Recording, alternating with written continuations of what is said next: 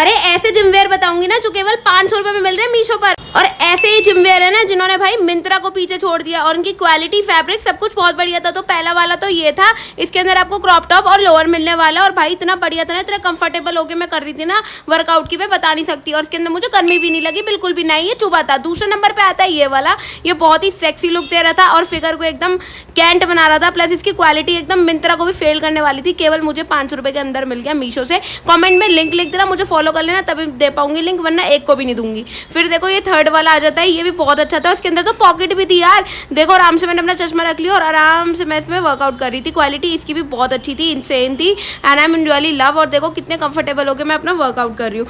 और फोर्थ था मेरे पास ये वाला ब्लू टी शर्ट। जी हाँ, ये बहुत ही ज़्यादा अच्छी थी, ये स्पोर्ट्स वेयर की थी एंड इसका कपड़ा काफ़ी अच्छा था, प्लस आप लोग देख सकते हो कितना डिज़ाइन यूनिक था। तो अगर आपको इन सबकी लिंक चाहिए, मैंने पहले बता दी, मुझे फॉलो कर लो, तो कमेंट में लिंक लिख देना, सबको लिंक मिल